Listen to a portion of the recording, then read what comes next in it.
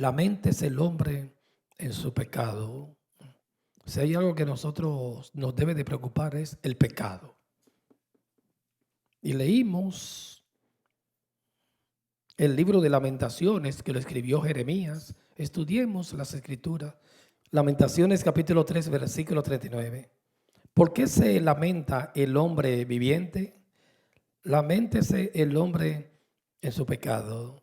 Nosotros decíamos el domingo, y por lo regular en las iglesias se la pasa lamentándose por muchas áreas, porque no hay gentes. Y la iglesia no debe de lamentarse porque hay pocas personas. Porque el objetivo de una iglesia no es cantidad. Nunca. Ese es el reino ahora que empezó en el año, se cree, en 1945, allá en Toronto.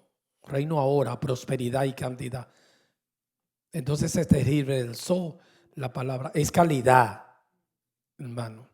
La preocupación de un cristiano no debe de ser, ¿cómo lo van a llamar? Ahora mismo todos somos siervos. Yo estoy ministrando en el Espíritu. Nada de esto lo estaba pensando. Siervo. La preocupación ahora es y el lamento. ¿Por qué no me llama apóstol o profeta o mi ministerio? Y todo es un egoísmo.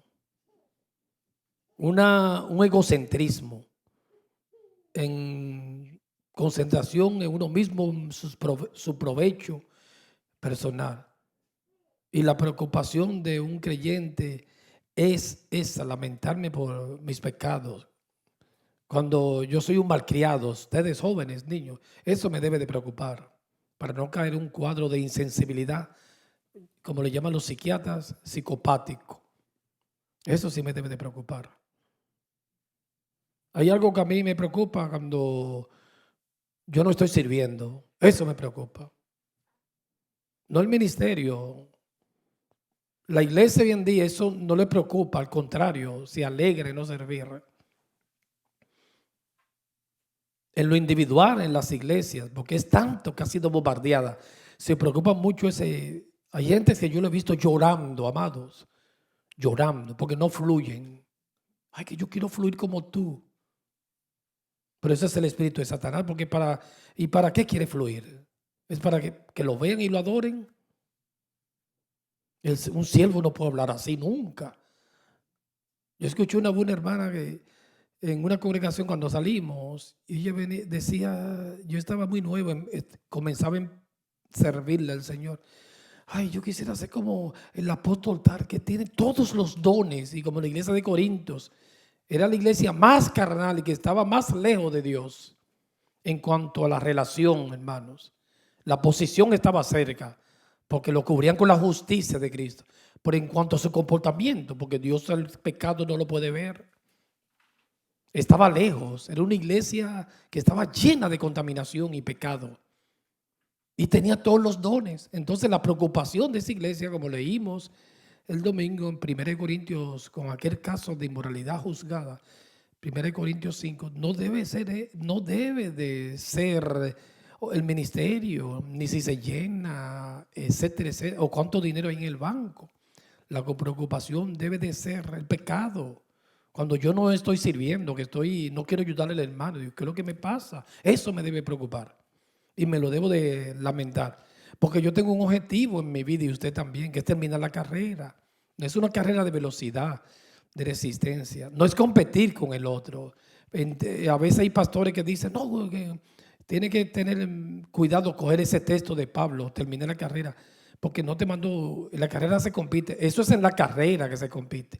Pero Pablo escogió eso como un símbolo, no está en su connotación hablando de competir, sino de correr hasta que llegue, cójale el pensamiento.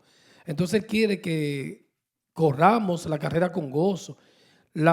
El peregrinar en esta tierra, en este mundo del cristiano, es una carrera no de velocidad, de resistencia, resistir. Pero él quiere que lleguemos todos a la meta para poder decir, como dijo el apóstol Pablo, he terminado la carrera. El servir a Dios es una carrera. Algunos aquí le empezaron jóvenes, hace 5 años, 10, así sucesivamente. Otros 30 años tienen más tiempo sirviendo al Señor. Pero es una carrera de resistencia. Él quiere que todos lleguemos. Pablo llegó y ese es el objetivo. Por eso en esa carrera yo debo de lamentarme. Es de mi pecado. Cuando algo que debe de preocuparme, como le decía Pablo a Timoteo, cuídate de ti mismo. A mí en lo personal, cuando yo tengo una mala inclinación, eso sí me alerta. Una inclinación, un mal deseo mío que me llegue, eso sí me preocupa. O cualquier varón acá que esté viendo el noticiero, que ahí siempre pone la que dan el tiempo, con minifalda. Y te la pone bien bonita. Y la esposa no está y usted está así. Y no está viendo la noticia nada ni el tiempo. Es viendo la que da la noticia. Con ojos de periodista. Y si uno se siente así, porque eso es normal, eso es humano. Ahí que debo de cuidarme. Ahí, Señor, lamentarme. Estoy aplicando rápido. Usted ve que nosotros aquí no estamos predicando que en Israel y que la gloria y que viene algo grande. Nada de eso estamos predicando. Para no alimentar que sea un evangelio motivacional. Estamos motivando ahora en el espíritu, persuadiendo, pero a la fe y a las buenas obras. Entonces una mujer que tenga una inclinación, que esté viendo una película y le cayó bien ese actor, ahí tiene que lamentarse. Ay, Señor, eso es humano. Eso no es, no te alarmes, no puede ser.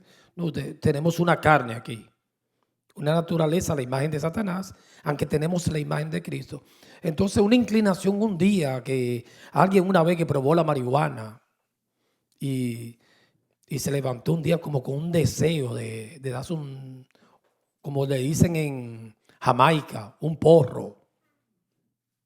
No, por la mañana, que yo antes, por lo regular, los que usan la marihuana, ya le están permitiendo, dando licencia como terapéutica y recreativa también. La usan por la mañana. Yo tenía un amigo que la usa por la mañana antes de ir al trabajo y cuando llegaba en la noche. Llegaba, cenaba y se un tabaquito de marihuana. Entonces ahí yo debo de lamentarme. Señor, que quítame este deseo. El que fumaba antes y me dio un deseito, hay días que le va a dar deseo. Porque eso uno lo deja de usar, pero está ahí guardado. Como decía una adicta una vez, yo no le he dejado, yo tengo 7 años que no la uso, decía esa muchacha inglés. Entonces eso está ahí, cuando me dé el deseo, eso que yo debo lamentarme. Eso se llama una renovación diaria. Dice Pablo en Romanos 12, que seamos renovados por medio, transformados. No se amoldee este siglo, no se adapte, sino se transformado por la renovación de nuestro entendimiento. ¿Qué es renovación de nuestro entendimiento? Como dijo William Endice, ese reformador, es la santificación. Y cuando yo participo, no es pasivo, es activo, que yo participo. Renovación del entendimiento es que yo tengo un mal deseo, aunque mi esposa no lo sepa, y yo digo, wow, Señor, tengo esto aquí, no me gusta, I don't like this. Tengo como un deseo, tengo una inclinación a drogas, acceso, lo que sea, llámele, que el Espíritu Santo te ministre. Y que yo diga, no, límpiame, ahí me estoy renovando, límpiame, no quiero eso ni cerca de mí. Lo quiero lejos y no lo voy a hacer. Yo conocí a hermanos, oye, yo aplico mucho los mensajes. Una amistad mía que tenía inclinación al homosexualismo. Y desde niño tenía una lucha. O la tiene, me llevaba algunos 4 años. Y tenía esa lucha. Y ese pecado, amado, él le sirve al Señor. No lo abortó, no lo ha ejecutado, lo ha ejercido todavía. Se casó y tiene 2 niñas, ya tiene nietos, jóvenes, hermosas. Tenía una tendencia. Y eso no lo sabe nadie, porque era un hombre normal. Tenía esa lucha. Y ahí ese hombre se estaba renovando diario. Yo le vi un día a la vez. Dije, no voy a hacer esto, porque es pecado. No lo voy a hacer. Porque hay que disponerse. En la santificación uno participa. En la justificación yo no hago nada, porque me resucitan y me dan todo. Es un monergismo. Monergismo es una obra que la hace solo el Espíritu Santo con el poder de Dios. Sinergismo, como decía Agustín Hipona, es una obra que participan dos. La justificación es un monergismo. La hace Dios solo y me da la fe y yo creo y se me imputa la justicia de Cristo, que es la obediencia perfecta a la ley. Esa es justicia. Ahora, la santificación, me llega eso ahora, yo nunca lo había explicado así. Es un sinergismo, es una obra que hacen dos. Toda la gloria siempre es de Él. El Espíritu Santo empieza a santificarme y ya no me parezco al mundo, ya soy otro. Si alguno está en Cristo, nueva criatura es. Las cosas viejas ya pasaron, todas son hechas nuevas. Pero es un sinergismo que participan dos. Yo participo ahí. Y ahí yo me dispongo. Pablo decía a Timoteo, lo enfatizaba claro que uno participa. Dice, procura, participa, hermano. Timoteo, procura presentarte a Dios como un obrero que no tiene nada de qué avergonzarse. Como un hermanito me decía aquí una vez. Siempre yo le preguntaba, what you doing? Tomando medidas. Procura. Hay muchas cosas que yo me las paso procurando para presentarme a Dios como un obrero que no tenga nada de qué avergonzarme. Entonces eso es un sinergismo que yo participo ahí. En la santificación voy participando. Entonces en esa participación, ahí estamos aplicando el mensaje. Lamentaciones capítulo 3, yo no sabía por dónde venía el Espíritu y yo creo que el Espíritu Santo, porque no he organizado mi mente así, laméntese cuando tiene sin hacer el pecado. Ahí dice, laméntese en su pecado, pero sin cometerlo, aunque la esposa no sepa nada. Si está mirando a la compañera de trabajo, ahí es que debo de empezar a lamentarme. Ay, Señor, llorarlo. Jehová, guárdame, guárdame. Señor, dime, guárdame de esta tentación. El varón, la hembra. Usted, niña, también una tendencia. Cualquier área, no quiero dañar el mensaje, está mencionando pecado. Usted sabe de qué yo le estoy hablando. Una tendencia a robar. Cualquier desviación, hablar mentira, lamentarme. Entonces ese es el énfasis de este mensaje. Que ahí es que la iglesia en estos días, con tanta maldad, debe de preocuparse. La preocupación nuestra, si es de las mujeres, es el cabello, cómo me veo, rebajar. Eso no es malo. Hacer ejercicio. Y la iglesia es otra. Tener la emisora, tener muchos seguidores, el populismo, clientelismo. A veces yo veo en las iglesias se usan los aplausos como un mecanismo de motivacional. Yo digo, Señor, perdón, hermano, si yo estoy predicando acá, porque yo tengo que estar cada ratito, denle un aplauso al Señor. Eso es motivando a las gentes. Eso no es nada aplaudir. Pero yo ahora mismo aquí, a mí no el Espíritu me ha ministrado mucho eso, por eso a mí no me gusta hacerlo. Estos ambientes carismáticos, todo es aplauso. Eso es bonito. Pero hermano, yo no puedo usar eso como un mecanismo de hacer ambiente. Si yo estoy predicando, hermano, así no se vale. Yo empiezo y digo el título del mensaje. Bendito Dios. Lamentaciones capítulo 3 que leí ahora. Un aplauso al Señor, así no se vale. Espere que la gente aplauda y tú mandarlo. Ahora, si yo me paro aquí, hermanos, aquí, a ministrar la palabra de Dios y usted empieza a aplaudir, es otra cosa, porque ahí yo no te manipulé. Ahí fue el Espíritu Santo. No se deje engañar, abra los ojos. Pero si soy yo, no he dicho nada todavía. Un aplauso al Señor, hermano. Otro aplauso. Dáselo. Eso es manipulación y control. Y hacer ambiente para que usted, como líder, se cree que está fluyendo. Porque la gente cree que fluir es hablar duro. No, hermano, yo puedo estar hablando bajitito. Y decir, y hablando suave, pero lleno de unción. Y mucho contenido y muchas palabras. Como puedo estar voceando, repitiendo lo mismo. Señor, Señor, y a su nombre. Y no están diciendo nada, muchos disparates. Entonces ahí aprovecho, un aplauso. Y la gente, Pero eso es ambiente.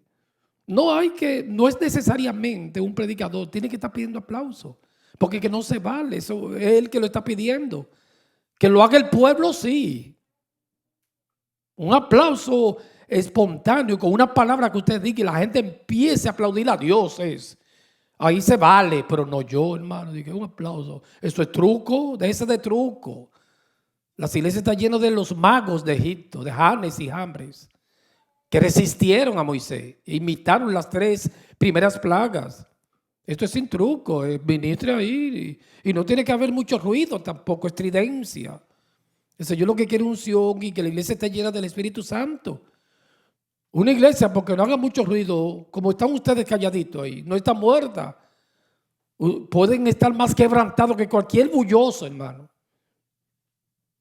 No es por ruido ni quien hace más bulla, que hay una competencia hoy en día. Es quien viva mejor. Es quien tenga más temor.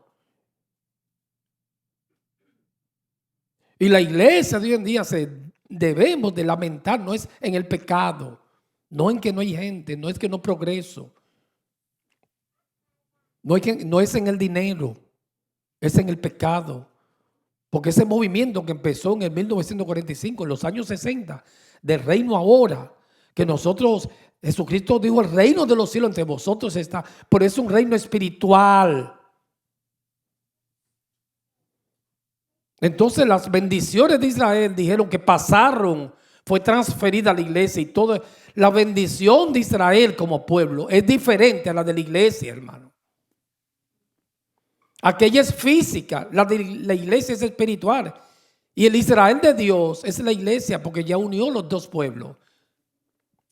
Pero aquella vez Dios tiene un pacto con Abraham. Pero son bendiciones materiales porque aquel reino era físico de la ley, el antiguo pacto. Esta dispensación es del Espíritu, las bendiciones son espirituales. Y lo económico ya lo clarificó Cristo en la Biblia. Él dijo, de lo económico no te preocupes, yo te voy a dar, no es para que seas millonario, hay algunos que van a ser ricos en la dispensación de la gracia, pero te voy a dar lo que necesite, pan y abrigo, Él lo prometió. No os preocupéis que ha de comer y que ha de vestir, no es la vida más que el alimento, el cuerpo más que vestido. Yo te voy a dar lo que necesito. Mira las aves del cielo. Como yo la cuido, pues te voy a cuidar a ti. Pero no fue riqueza que prometió. Ese evangelio, como yo veo, dije, toca el chofar y pisa la tierra, que eso es tuyo. Todo lo que pisare, eso está en la ley. Tienes que tener cuidado. Lo que pisare la planta de tus pies es tuyo. Ese es el evangelio de la prosperidad del reino ahora, que es un reino material. Porque lo dijo Pablo llorando, que son enemigos de la cruz de Cristo, cuyo Dios es el vientre y cuya gloria es su vergüenza. Este es un reino espiritual, verdaderos adoradores que adorarán al Padre en espíritu y verdad. Las bendiciones que traspasaron a la iglesia de Israel son espirituales. Toda bendición espiritual. Y ese reino empezó porque Cristo lo dijo. Y va a continuar porque es un reino eterno. Empezó en la cruz con la iglesia. El reino de los cielos entre vosotros está. Pero es un reino espiritual. Es la dispensación de la gracia. La dispensación del Espíritu. Por eso la iglesia no puede estar concentrada tanto en varilla y cemento. Y las cosas, cuando yo me lamento en algo, eso es andar en el Espíritu, en el pecado. Porque lo más grande de un cristiano, hermano, es guardarse de este mundo. A veces cristianos que nadan mucho, como dice, tanto nadar para ahogarse en la orilla y caen en pecado. Y lo más grande de un cristiano es terminar la carrera y guardarse de este mundo malo, dice la Biblia, y perverso. Guardarme invicto. Entonces ahí que el Señor quiere que nosotros nos lamentemos. Primera de Corintios, que lo leí el domingo, vamos a leerlo otra vez, esta hermosa tarde, capítulo 5, versículo 1.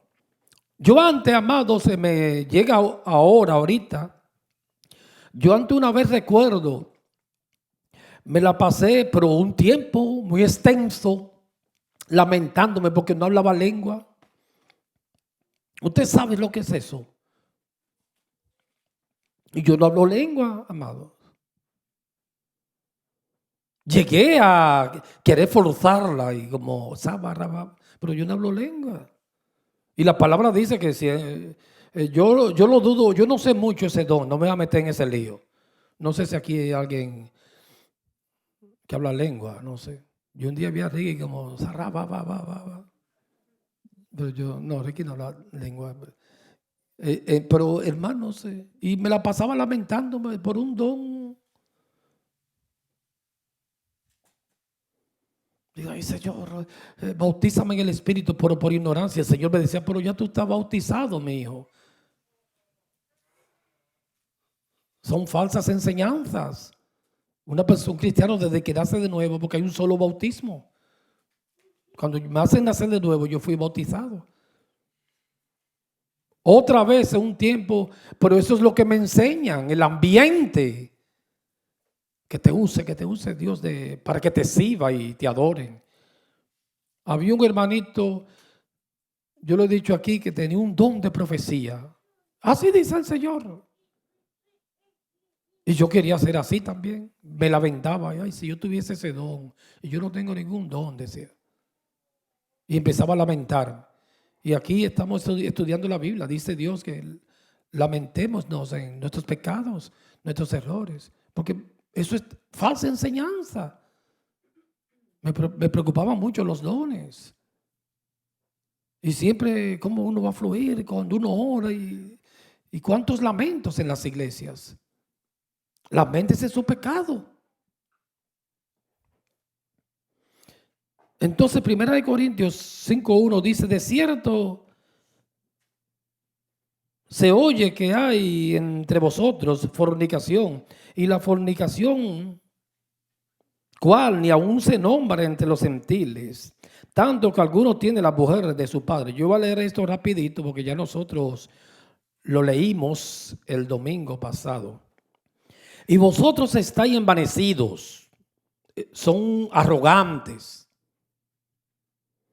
¿No debierais más bien haberos lamentado? Ahí lamentado es, ahí otra traducción dice, ¿no te duele?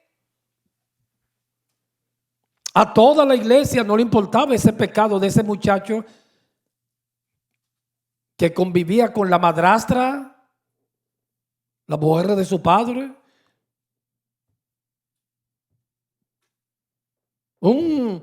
Un drogadicto que en el momento que usted está usando la droga, si es cristiano, debe de lamentarse. Ay, Señor, otra vez. ¿No te duele? Y esa es una característica del hombre de los últimos tiempos, sin afecto natural. No se preocupa por nada. La conciencia ya la tiene en silencio. Y le dice Pablo, pero a ustedes eso no les molesta. Yo no me explico, amado. Es un estado de insensibilidad y de cauterización de conciencia, de psicopatía peligroso.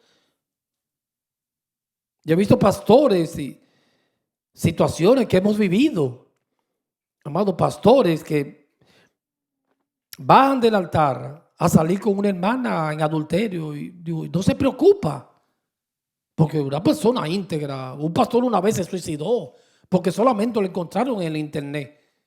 Digo, ¿no te duele ese pecado? Doble vida. Y eso es la administración. No me lamento. Y la iglesia ha caído en ese cuadro. No están escuchando. Usted le puede decir a una iglesia, mire, amados, que eso de protemplo, de dinero, no se lamentan nada porque hay un cuadro de insensibilidad. El afecto lo perdió. La conciencia no lo redarguye. Y menos el Espíritu Santo. Porque nosotros nos redarguye la conciencia y el Espíritu. Son dos. Y yo siempre, los ministros de hoy en día, como dijo Pablo, son enemigos de la cruz de Cristo. Tú les dices las cosas. Yo le he dicho a pastores cosas. Digo, no, pero eso está mal. Y no le preocupa. Se ríen. de que qué es lo que le pasa a la iglesia, amado. Yo le he dicho así, lo dije, mira, están manipulando con el dinero y no se preocupa. Yo vi un pastor en estos días, amado, dando un testimonio, un hombre muy honesto. El pobre está así de delgado, sufriendo, porque estaba metido en un concilio y vio tantas cosas ahí. Y yo sentí en mis fibras que era verdad, que hablaba del corazón. Usted sabe cuando alguien le está hablando del corazón. No fingido para buscar cosas. Y él decía que estaba en un concilio y su iglesia pequeña, a la iglesia madre central, ellos empezaron, él hablando el testimonio, yo lo escuché ayer, lo bajé así, y él decía, yo siempre, una estrategia de ellos siempre que van a hacer algo grande, que van a hacer un templo grande, y donde más dinero, dice ese pastor, consiguen ellos en el protemplo más que cualquiera, porque la gente se motiva a dar. Ay, para nuestro templo. Nuestros son como muchas gentes. Para el templo del pastor y la esposa. Entonces él dijo que, hermanos, eso es tremendo. Para el templo pro templo recogieron $500,000. Yo diga, no, pero yo conozco uno que tú le queda corto. Hay uno que recogió 8. Una adivinanza, blanco es y gallina lo pone. ¿El cuál, Ricky? El huevo. Diga, no, pero él se alarmó. Hermano, ¿usted sabe lo que dice ahí? Perdón, amados. Recuerdo la cifra fueron $600,000. $500,000, él dijo. Y yo digo, y eso, hermano, $500,000, ¿dónde usted lo va a conseguir? Entonces, y él dijo, yo voy a ser honesto, no voy a citar nombre, porque no quiero polémica, pero le estoy hablando que he sufrido y se ve el hombre demacrado que sufrió en ese concilio. Entonces ellos no compraron la iglesia con el $500,000. Compraron yates, carros del año. Eso el concilio lo gastó en cosas materiales. Y al no comprar la iglesia, el pueblo le estaba exigiendo que compre el local, porque no tenían local para reunirse. Y fueron del pastor, que estaba anexo a ese concilio, y le dijeron, tienes que darnos tu iglesia. Y la secretaria le dijo, firma aquí para que nos dé todos tus derechos y tu propiedad. Porque eso siempre lo hacen. Ellos te ponen a firmar y te quitan a la iglesita pequeña, así como aquel caminante con la injusticia que cometió David, con la parábola del rey, del profeta Natán. Vino un caminante, tenía 1,000 ovejas y le quitó a uno que tenía una sola. Dije, firma aquí para que tu iglesia pase a nombre del concilio, porque se malgastaron el $500,000 y le querían quitar entonces la iglesita al hermanito. Y él dijo, por eso yo salí de ese concilio. Y lo otro es que eso siempre está el adulterio, porque cuando se vive mal, hermano, y se va el Espíritu Santo, prepárese, eso va a ser invadido por un espíritu de exceso el campamento, porque el único que guarda la casa es de Jehová a través del Espíritu Santo. Y ese hombre dice que para yo levantarme, porque ese hombre, él no lo cometió, pero le dolió, que es el mensaje que yo estoy predicando. Yo estoy aquí hablando con un dolor, porque me duele la iglesia. Pero que yo no veo lamentos, ese es el problema. No estoy hablando de impecabilidad, que no se lamenta. No se preocupa, hermanos. Cuando yo tuerzo las escrituras y el Espíritu Santo me redarguye, me preocupo. Eso no es así. En estos días tenía una pequeña preocupación. Hermano, debe de preocuparse. No sea insensible, no tenga afecto. Sea sensible al error. Me preocupa eso. En estos días yo tenía una preocupación. Y no cosas mías personales. sino con las enseñanzas. Y aprovecho ahora y hago énfasis en ella. Usted sabe que, hermano, nosotros, y yo lo leí aquí, 1 Corintios 12, estaba hablando un día aquí, pero me preocupé, yo digo, tengo que aclarárselo un poco a los hermanos para que esté claro eso. Y yo estaba diciendo que, hablando del servicio, que si usted no sirve con amor, puede dar tu cuerpo para ser quemado, y si no es con amor, no te sirve de nada, dice Corintios así. Pero eso está hablando a un hombre espiritual, que tiene que hacerse todo en amor. Pero me llegó un pensamiento, digo, y la gente impía que entonces no pueden servir. Y hay que estar, no tiene que estar de acuerdo conmigo. Hermano, mire, ay, amado, cualquier persona, que un filántropo, millonario, pobre, que empiece a hacer bien, no se queda sin recompensa. Esa era la enseñanza. Cualquier persona, amado, que sea moral y decida hacer la cosa correcta y ayudar al prójimo 100 veces tanto en esta tierra. Ahora, el énfasis que estábamos dando, y eso me preocupaba porque dijo, eso hay que explicarlo, porque entonces solamente los cristianos que tienen que servir, y al impío se le exige moral también. Lo que está diciendo un cristiano que haga la cosa sin amor, eso no le sirve de nada. Y en aspecto de la justicia, pero en aspecto de mayordomía, hermano, cualquier vaso de agua en su vida que usted le va a tener recompensa, sea cristiano o impío, o aunque sea de mala gana, pero si hizo una buena obra, ¿no están de acuerdo ahí? Es buena. Aunque debería ser buena actitud. Entonces ahí el Espíritu me dijo, aclara eso. Y me preocupé, mire, lo aclaré en este momento sin querer. Cualquier persona inconversa en el mundo que se decida vivir bien, lo que tú siembres eso cosecha. Va a haber resultado. Y Dios lo recibe. Cualquier ayuda. No se quede el que le dé un vaso de agua a uno de estos pequeños, no quedará sin recompensa. A mí me ministró mucho, por lo menos estaba quebrantadito el presidente antes de ayer. Cuando le habló a la nación, él dijo una palabra y eso me quebrantó a mí. Porque el Espíritu Santo me llevó a muchas áreas. Cuando él dijo, yo nunca olvidaré esta ayuda. Y me quebranté porque me llegó un pensamiento que me decía, yo estoy ministrando en el Espíritu. Mira, hay ayuda que nunca se olvidan. Yo no sé a ti. Y nunca se puede recompensar, porque ese momento nunca va a llegar. En el momento, hermano, que yo tengo la soga al cuello y que alguien llegue y me ayude. Hay ayudas que a mí me han dado que yo nunca le he podido olvidar ni sacarla de mi mente. Por eso ese pensamiento se me quedó en el corazón. Hay un momento clave en tu vida, eficaz, donde tú necesitas la ayuda de alguien que te levante en enfermedad económica, lo que sea. Y eso nunca se olvida y nunca se puede pagar, porque ese momento nunca va a llegar. Un cuerpo no puede ocupar un mismo lugar en el espacio.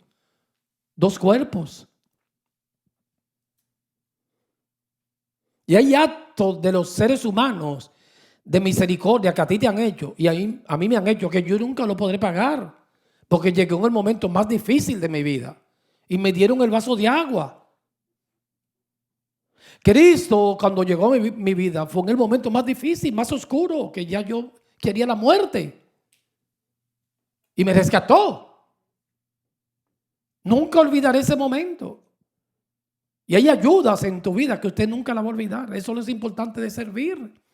Hay cosas que tú le has hecho a otro, una ayuda, un servicio, que esa persona nunca lo va a olvidar. Por eso esa palabra se me quedó en el corazón cuando él dijo, yo nunca olvidaré ese servicio que me han hecho, que lo llevaron al hospital, etc. Y por lo menos ahí en esa área se mostró un poquito. Ahora, cuando a ti te afligen, ¿sabes? Tú vas, bajó el tono, estaba bien suavecito.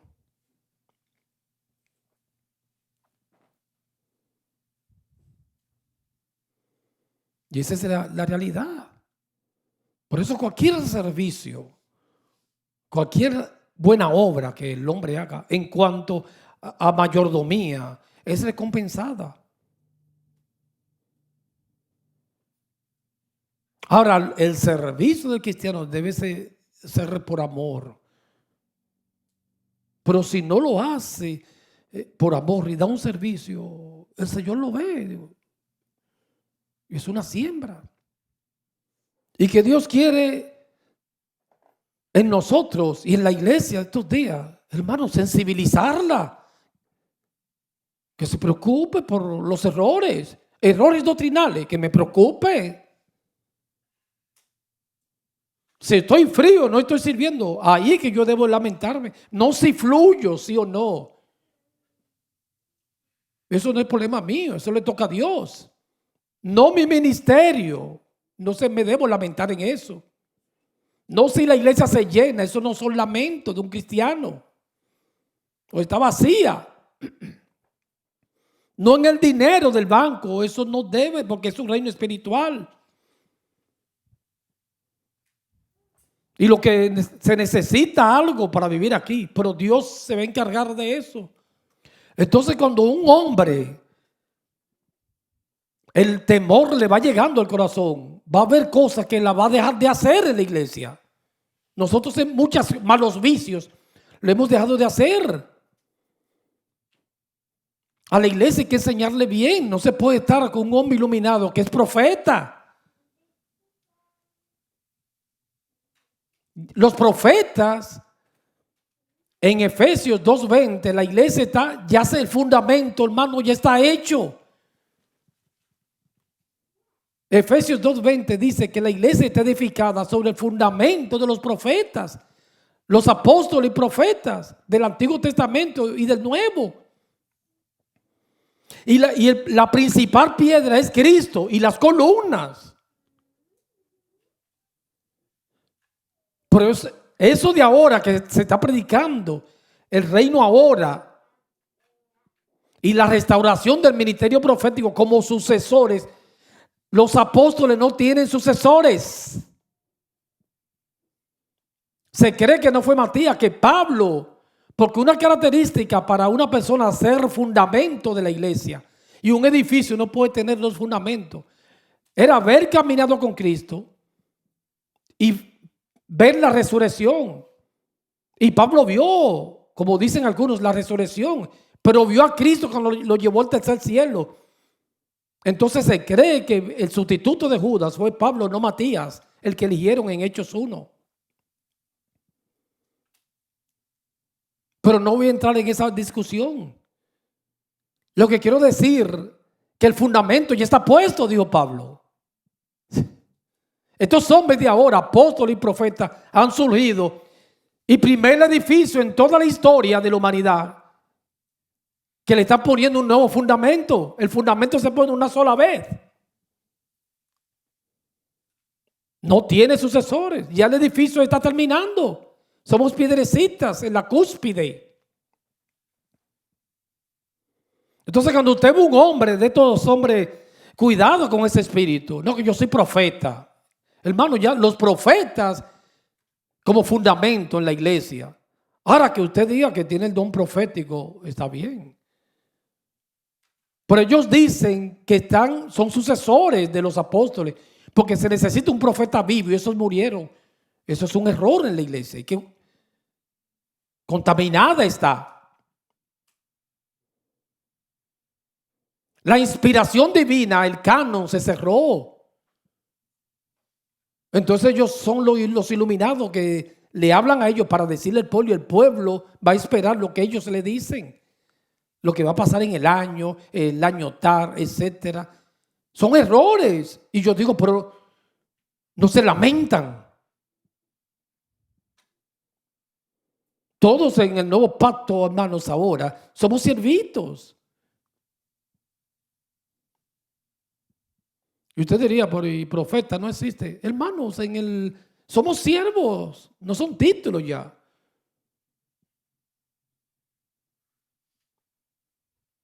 Y en el nuevo pacto, profeta, claro que sí. 1 Corintios 12, cuando habla de los dones. Pero la profecía, ¿qué yo estoy haciendo ahora? Estoy profetizando, hermano. ¿Para qué sirve la profecía? Pero no profeta de esos como columna Ya el fundamento está puesto. ¿Para qué es la profecía? Para consolar. Cuando yo consuelo, estoy profetizando. Para edificar. Para corregir. Esa es la profecía. Para exhortar. Cuando yo exhorto, estoy profetizando. Ese es el uso de la profecía. Pero con el objetivo que Dios lo use, una pretensión que son como fundamentos. Yo soy el profeta. Mi ministerio profético. Y si lo es de verdad, no lo digas en público, hermano. Espere que se lo digan. Todos ahora mismo somos siervitos, hermano. Y Jesús dijo, siervos inútiles, porque no han hecho lo que tienen que hacer. Por esas son pretensiones que estos hombres, el Espíritu Santo, si todavía están sensibles, lo va a redarguir y se van a lamentar. Van a pedir, no lo van a hacer, perdón en público. Pero por lo menos dejar de hacer eso. Ya empieza a llamarte siervo, hermano. Hay cosas que yo hacía antes que ahora me dan vergüenza. Por eso no es malo. Aló, despierta. Eso no es malo. Me da vergüenza hacerlo ahora. Es más, cuando yo me acuerdo de ella me avergüenzo.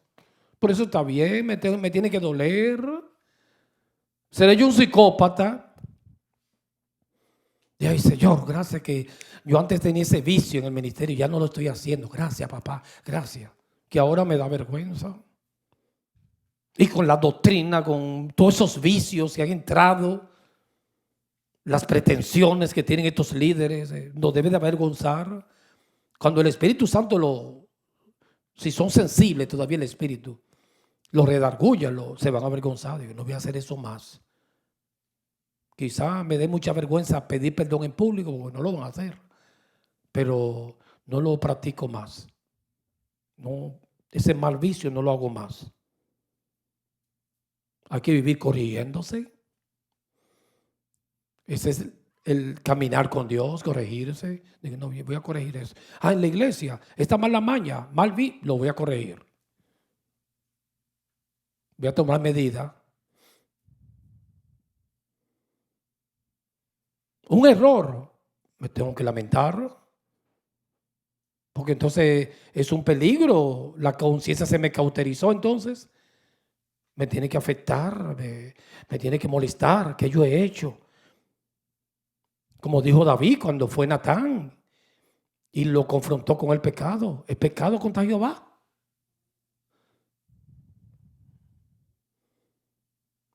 Y hay muchos pecados en la iglesia hoy en día que no va a haber perdón, hermano, porque antes del perdón tiene que venir el quebrantamiento y el arrepentimiento, pero no lo hay, porque no hay lamentación.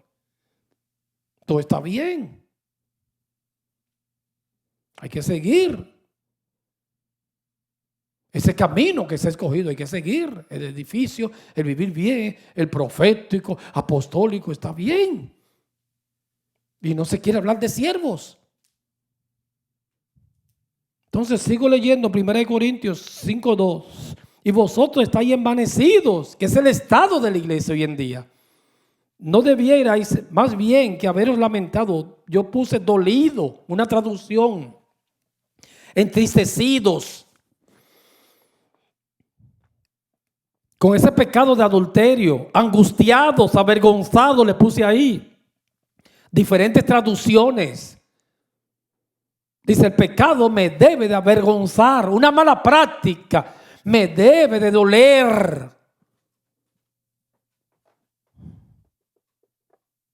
Una falsa enseñanza me debe de doler. Es el nivel de grado en la iglesia que yo tenga de sensibilidad. No es impecabilidad. No somos perfectos. Es si me molesta, hermano, si me afecta. Cuando yo estoy aquí un poquito dudoso, una doctrina, eso me afecta. Digo, ay, Señor, dame claridad. Porque si el reloj de pulsera se daña, solamente está extraviado el dueño. Pero nosotros, el ministro, es como el reloj de la plaza. El que ministra ahí es como un reloj. Si él se extravía, todo el pueblo se extravía. Está fuera de foco. Y a veces cuando yo tengo un poquito de duda en la doctrina, me molesta de verdad. No me estoy volviendo loco, estoy en paz. Pero me afecta, dije, Señor, no quiero que este pueblo esté errado en la doctrina, que esté claro, bien claro. Por favor, ayúdame, dame sabiduría. No pretendiendo, pero que me afecta. Yo creo que hizo mal. En paz siempre. Pero que el estado de intensivo que ha caído la iglesia perdió el afecto, amado, como dice Pablo en Timoteo, sin afecto natural. Cuando un hombre cae en adulterio y no le molesta, ya ese hombre está grave, ya no se puede hacer nada ahí porque es que no le afecta, no va a haber perdón, arrepentimiento ni conversión. Cuando a un muchacho usted le llama la atención y se queda igualito, eso es una alarma. La Biblia dice que la necedad está ligada al corazón del muchacho, pero la vara de la corrección la apartará de él. Pero cuando el muchacho no le afecta. Los hijos míos, se me perdona que lo ponga de ejemplo, algo me gusta a mí. Cuando, hermano, yo me incomodo, que es muy raro, perdón, pero no, yo me incomodo mucho, hermano. Lo que estoy hablando en el aspecto con ellos, que me pasa tiempo de verdad delante de Dios, de estar como enojado con ellos en una exhortación, me pasa mucho tiempo ahí. Me incomodo mucho, pero no se apure, yo no soy un angelito, yo estoy tratando, pero con ellos, cuando yo me siento a hablarle claro, mira, ¿qué te pasa? Que ustedes me dijeron que usted se puso de malcriada con la profesora. Y algo que me gusta es que se ponen grave, hermanos. No tanto con la mamá, pero conmigo. Se ponen grave. Un día le hablé tan fuerte a uno que lo tuvieron que se puso mala y yo, ay, se me fue la mano, mami.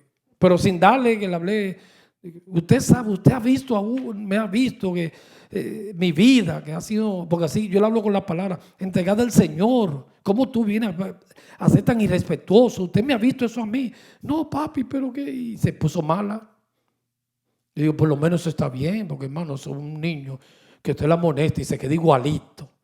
Y la iglesia ha caído en ese estado, ¿sabe? A la iglesia usted le puede enrostrar el pecado y dice, no. El callo, cuando le llega a uno a un sitio, se pierde la sensibilidad. Tienen un callo, pero no en el dedo, amado.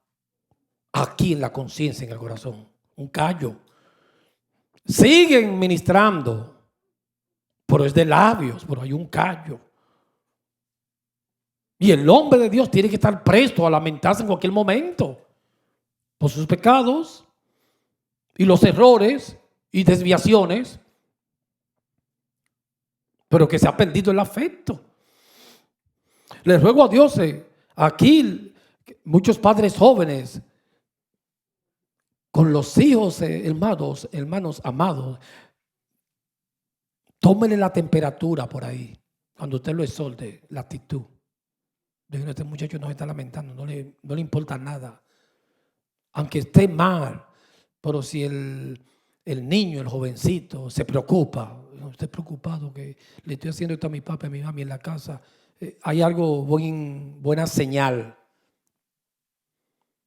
Cuando esté ejecutando algo en el celular, lo oscuro, en la habitación, si no se preocupa, está grave, intensivo, pero que me preocupe. Y ese es el tema del mensaje que empecé el domingo de hoy. Laméntese el hombre su pecado. El hombre se la pasa lamentando que no estudió, que no es malo, que no tiene esto, que el carro del año, pero laméntese su pecado, en su error. Y la iglesia ahí es que tiene que lamentarse. David se lamentó cuando la amonestaron. Es pecado. Lo que yo debo de preocuparme y cuidarme es del pecado. No dinero, ni cosas de este mundo corruptible. Porque la corona mía es incorruptible, no es corruptible. No es si los bancos, o cuántas gentes hay, o cuánta gente viene el domingo. Por eso no puedo predicar un evangelio motivacional. Trabajar con las emociones. Estos apóstoles les gusta mucho escudarse en un manto y una plataforma. Por eso la iglesia de Tiatira en Apocalipsis, Dios la amonestó y le dice, tú te llamas te hace decir profetiza. Pero le gusta ese manto a ellos. Por eso les gusta ser profeta. Porque no hay persona que puede manipular más y controlar y decir el futuro que un profeta. Por eso ellos necesitan ese manto. Como aquella iglesia de Tiatira, Jezabel, que se llamaba profetisa. Ellos también se llaman profetas por eso, para engañar. No hay cosa, título mejor hasta que un apóstol, que un profeta, para manipular, porque el profeta anuncia el futuro también. Por eso Dios le reprochó a la iglesia de Tiatira. Tiene esa mujer ahí que se llama profetisa. No estoy hablando de mujeres, estoy hablando de hombres y mujeres. Porque ellos necesitan un título. Por eso esas gente necesitan a veces que sus adivinaciones se cumplan. Yo he estado escuchando pastores en estos tiempos que hay cosas que yo puedo meditar, pero privado, que están diciendo ya que en estas elecciones, el mes que viene un caos y se va a hundir la nación. Y tú sabes lo que yo dije, ay mi madre, si eso sucede, ¿verdad? ¿Y quién aguanta estos hombres? Si se da, porque sin darse sus supersticiones, no hay quien lo soporte. Imagínate que se dé. Y el presidente que cayó enfermo, digo, ay, si se da, se van a pasar 3 años con esto, tilili. Y así usted ve todas las prédicas los domingos, lo mismo. Que yo lo dije. Se dicen profetas porque le gusta ese escalafón. Que yo lo anuncié, el virus, que yo lo dije. Yo se lo dije a ustedes. Eso no es el evangelio. El evangelio es la muerte y la resurrección de Cristo. No es el COVID, hermanos. Es que Cristo murió y vivió 33 años sin pecado y resucitó y vuelve otra vez. Este es el evangelio. Como dijo Pedro, porque no hay otro nombre dado a los hombres debajo de los cielos, sino Jesucristo, y en ningún otro hay salvación. Aleluya. Eso no fui yo que mandé a aplaudir, ¿sabe? Eso fue el Espíritu Santo. Pero le gusta más que apóstol, porque la iglesia está tirada así. Se hace pasar por profeta, porque es el mejor título para manipular. Y para mantener a la gente, trabajarlo con las emociones. Para poder anunciarle el futuro. Porque son los iluminados. Y a la gente no le dicen nada. Y ellos tienen que decir todo lo que va a pasar. Y esto es un falso evangelio. Se ve como evangelio, pero no lo es, hermano. Hay que eliminarlo del pueblo. Y nosotros comimos mucho, bebimos de esa fuente, ¿sabe? Por eso es que todavía aquí, hermano, que usted lo ve, que el Señor que yo soy profeta. Que yo soy una señal. Hermano, usted no es señal. Sácate eso de la mente, ni yo. ¿Quién es la señal? Es Cristo. No le será dada señal, la de Cristo. No, que esto es una iglesia profética. Hermanos, los profetas y los apóstoles hay que respetarlos. Son el fundamento. Aunque Dios te dé profecía. Pero no lo diga. Una iglesia de siervos. No, que esto es una iglesia señal. ¿Quién te ha dicho que tú eres señal? Ni yo. Somos polvo, hermano. La señal es Cristo. No hay otro nombre dado a los hombres debajo de los cielos. Solo Jesucristo. Solo en Él hay salvación. Solo en Él hay restauración. Aleluya, bendito su nombre. Yo estoy hablando, enfatizando eso, amado, porque nosotros nos confundimos. A veces creemos que eso es el evangelio. Que levante de pastores conforme a su corazón, predicar la doctrina y la sana palabra. Y se deje el énfasis ese profético. Vamos a terminarlo acá, para que son las 4 y algo, para que no se vayan tan tarde. Yo creo que ya el Espíritu dijo lo que tenía que decir. Oremos, Padre, en el nombre de Jesús. Recibimos tu palabra con humildad, pero ayúdanos a vivirla. En el nombre del Padre, del Hijo y del Espíritu Santo. Que esta palabra corra, Espíritu de Dios, y llévala a la iglesia. Para que tú nos limpies en estos tiempos. Limpia tu iglesia en el nombre de Jesús.